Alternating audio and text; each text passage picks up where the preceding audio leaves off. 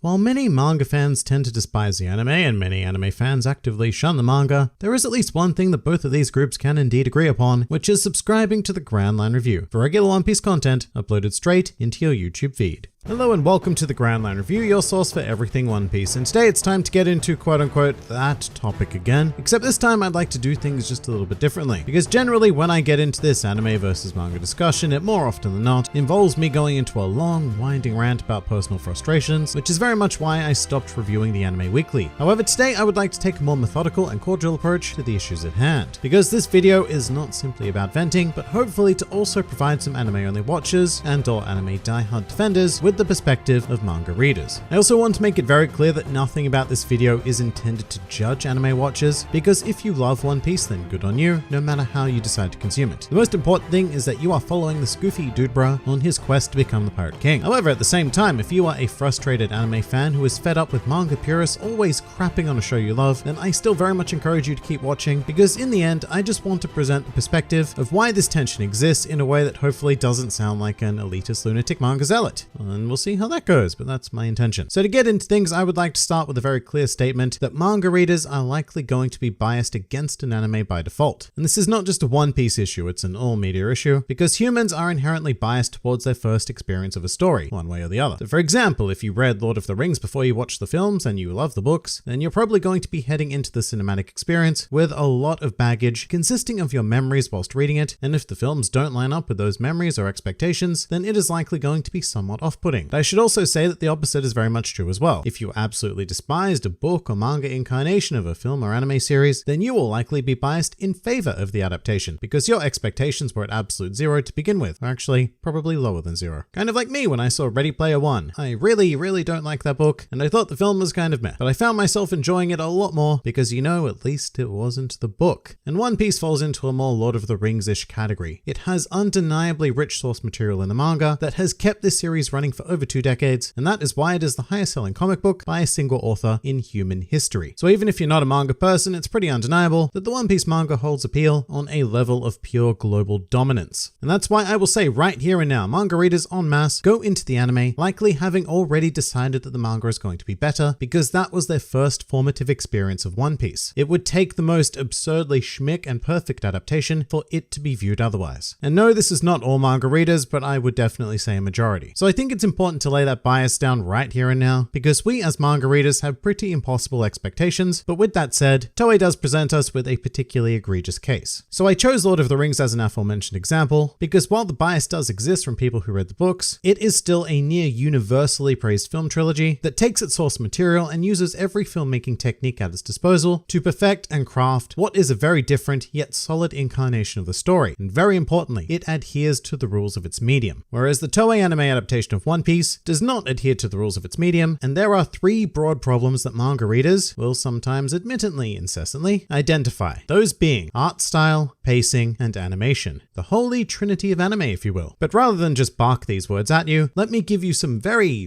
detailed examples of exactly what I mean. So starting with art style, it's important to know that One Piece has gone through 3 broad stylistic incarnations, with what I'd call classic One Piece, serving from episode 1 all the way up to the end of Skypiea, and after that it turns into what I would call the dark age of animation, which spans from Long Ring Longland all the way till the end of the Reverie arc, which FYI is about 684 episodes. And this era is where most of the problems stem from. Although recently, beginning with Wano, we've had a much needed revolution of that art style, which in my opinion finally makes One Piece at the very least look like it should. Sadly though, the large majority of One Piece lies in the spooky dark age. And this dark age is not consistent. It actually started out not too badly, but around Enies Lobby, some real problems started to become apparent with this art style, such as characters frequently appearing off-model and completely out of proportion. Take this shot of Sanji for example. Now, what's wrong with it? Well, to be perfectly honest, nothing, because I've fixed it. But in the original anime, and get ready for this shot looked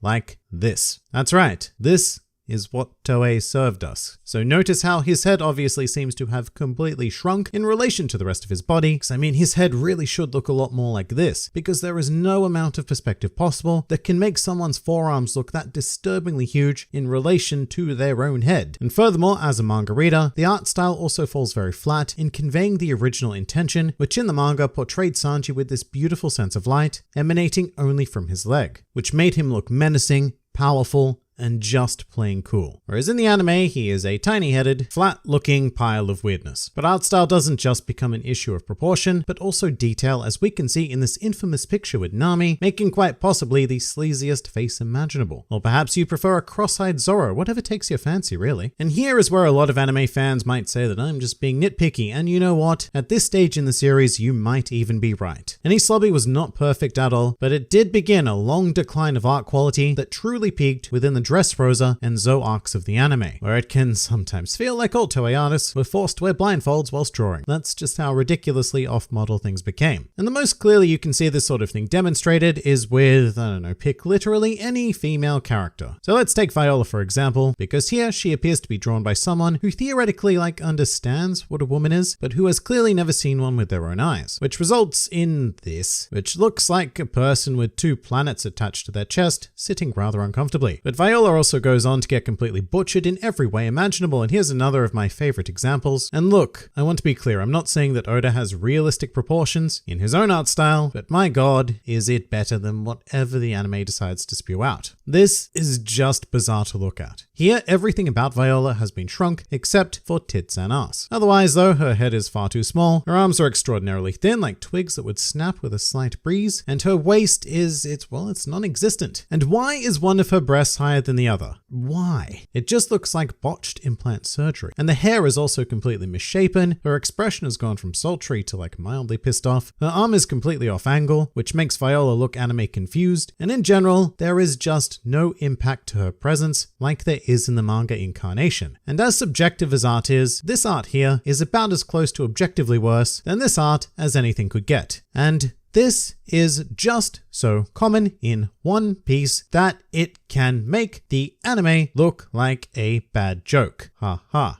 And of course, this is only really obvious to manga readers who have experienced a true master artist depict this story. But to anime watchers who know nothing of this, then unless it is a particularly extreme case, which, there are, but otherwise they probably won't see all that much wrong with it. And once again, I do want to highlight that the Wano arc has seen a phenomenal transformation in art style that is still not what I would call perfect, but you know what? It's perfect enough. I personally love it, but I just think it's a profound shame that the large majority of One Piece, being 684 episodes, has had to put up with this art style. But of course, art isn't everything, and in fact, bad art can often be very forgivable, so long as the anime succeeds in other core areas of its medium, being pacing and animation. The logic being that if the pacing is swift enough and the animation fluid enough, then there will be no time to clock the questionable art. So let's dive into these two and explore pacing, shall we? And first of all, let's have some raw numbers. One Piece at the time of this recording has 977 chapters available. Meanwhile, the anime adaptation has 927 episodes available. And the fact that those numbers are so similar should greatly alarm you from a purely pacing perspective. And that's because an ideal anime adaptation of a weekly manga series where chapters consist of between 15 to 18 pages would be to adapt between 2 and 3 chapters per episode. So in some sort of magical, ideal blanket One Piece world, 977 chapters would translate into around 488 episodes. That's if it were merely 2 chapters adapted per episode, that is, and about 325 if 3 chapters were adapted on average. But we'll go with the more generous 2 chapter number, because even sitting at a logical total of 488 episodes to cover the material, that still leaves us with a total surplus of 439 episodes of, well, what exactly? But let's also be clear and say that roughly 103 of those episodes are pure filler. We're talking about short filler arcs like G8, Goat Island, Foxy Returns, and all of that kind of stuff. And I don't really care about pure filler. I think in the case of One Piece, it's been quite necessary in the past, and for the right viewer, it can provide an enjoyable experience. But let's strike those 103 episodes from the remaining total, and that still leaves us with a 336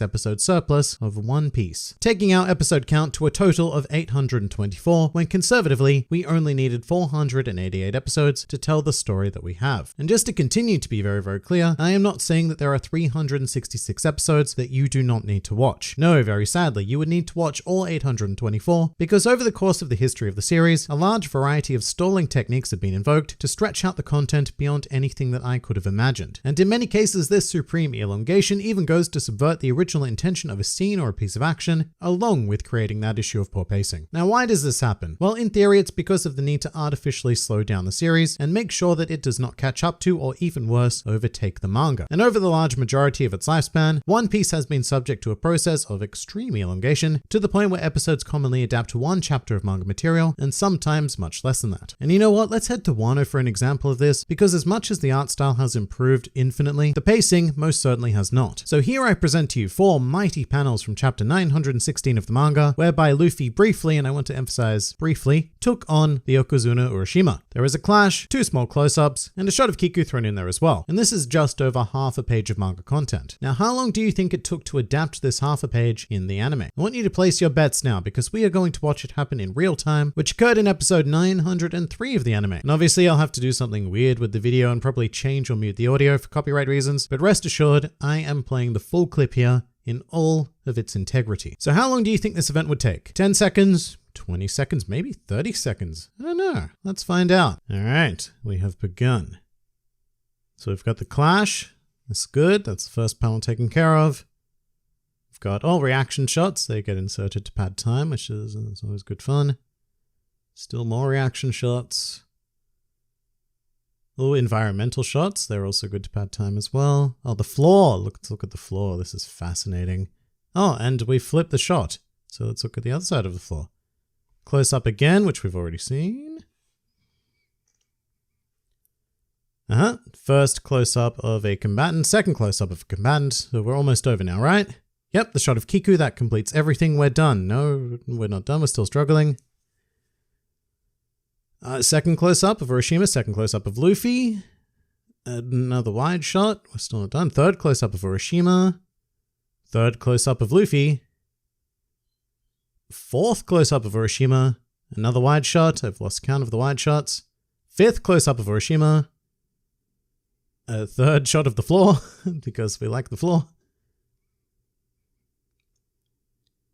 Sixth close up of Orochima. I think it's the fourth close up of Luffy. More hands. So many more hands. Seventh close up of Orochima. Fifth close up of Luffy.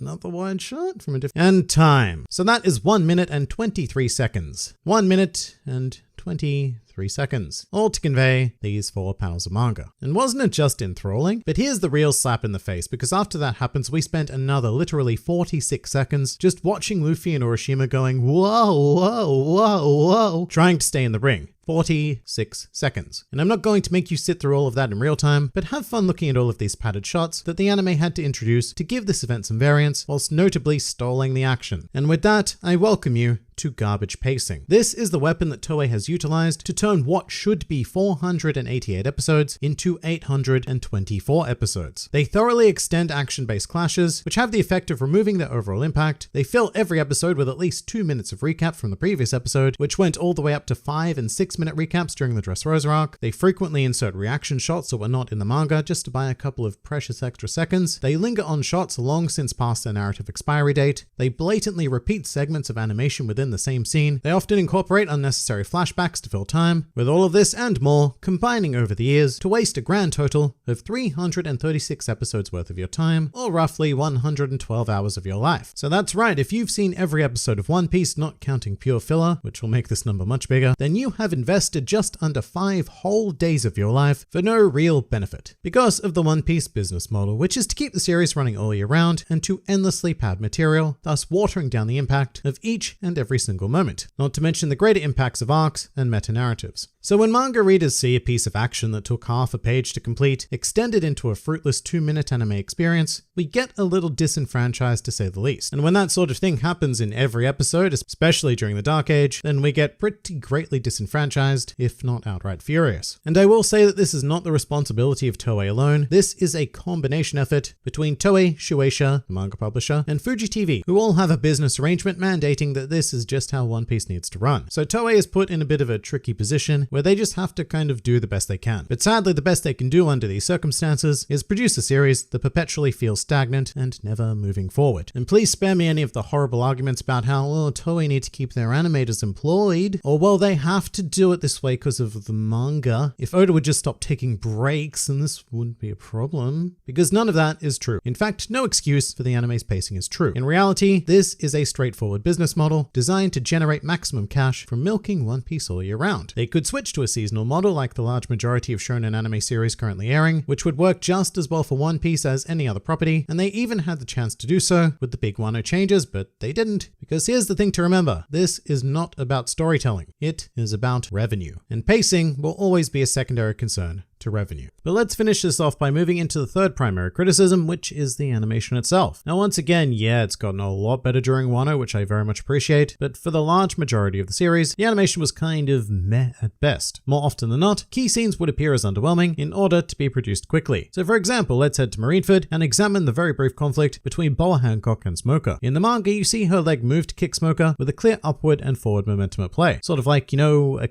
kick, and it has a great impact on Smoker, forcing him off his feet. Meanwhile, in the anime, this scene has Boa sort of gently prodding Smoker with her foot, and then seeing a mostly static image being forced back on his feet, which immediately removes any sense of the impact of Boa's kick, because 1, it looks like she was gently poking him, as I said, and 2, it had no actual effect on Smoker, it was just mildly irritating at best. And this is the majority of the One Piece anime. Actual animation is something of an afterthought, and you know why the scene was done this way? Well, it was done that way because it was quick. Instead of animating the figure of Boa performing an actual kick, all the quote-unquote animator had to do was take 2 stills of a disembodied leg, one of which has the all-important motion blur technique invoked, and then have it come into contact with any part of Smoker, it doesn't really matter. At which point the animator just needs to cut to a mostly still image of Smoker with the background gently moving behind it. And really, this is the classic creative conundrum. You can have it done well, you can have it done fast, or you can have it done cheaply. However, you can only choose 2 of these options. So if you want quality work fast, then you need to pay handsomely for it. And if you want quality without paying for it, then you need to invest the time into it. But if you want it fast and cheap, like the Toei business model, then you have to settle for sacrificing any semblance of quality. But to give credit where credit is due, every now and then a scene does emerge with an exceptional amount of effort put into it. Another Marineford example would be Luffy's standoff against the Admirals, that was pretty damn beautiful, or Luffy versus Magellan in Impelled Down, or the transformation into Snake Man. There are a ton of moments in the series where things are animated to a stunning degree, but that does not comprise 99.9% of One Piece. They are very select moments that Toei knows it cannot botch under any circumstances, lest their clever ruse be revealed. So let's take some stock of what we have here. First is the natural bias that a manga reader will come into One Piece having. It's unfortunate, but they've just read a near objectively incredible story, and they have emotional ties and expectations attached to their first experience of One Piece. So the anime starts off in a pretty bad place. However, it then proceeds to fall completely flat on its face by refusing to take advantage of most of the devices that make the anime medium worthwhile. For most of its life, One Piece neglected its very basic art, and the animation of said basic art was subpar, and furthermore, the pacing of the overall story is like Toei invokes the world and literally stops time, with extraordinarily minimal progress made in every episode. And that's just not how the manga is. The art is near flawless, its sense of movement on a 2D page is supreme, and in many cases somehow is more fluid than the actual anime. And while this is, yes, a very, very long story, there are very, very few cases where it feels like a chapter has accomplished almost nothing. So much so that I write 10-minute reviews on, at most, 18 pages of manga per week, and sometimes I write much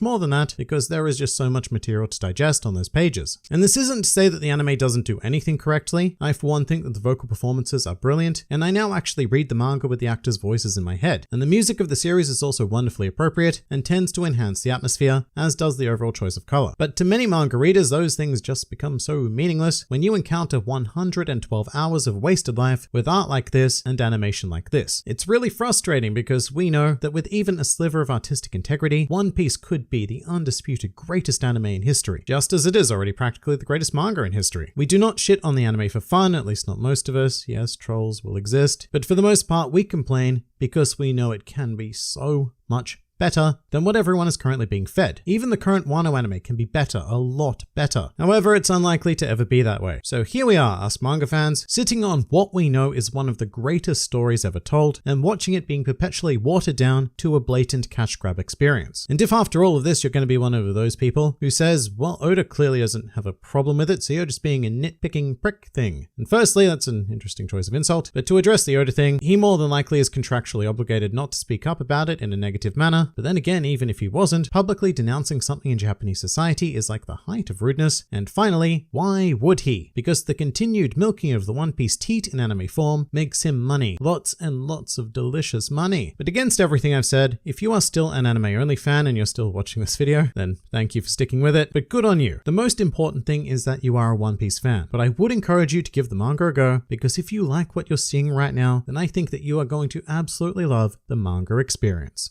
But what do you guys think? Please do leave your thoughts in the comments below, or even join my Discord server. And if you'd like to see more videos like this, then please do go and check out some of my other content, or even subscribe to the channel for more glorious One Piece business uploaded straight into your YouTube feeds. But for now, this has been the Grand Line Review, and I'll see you next time.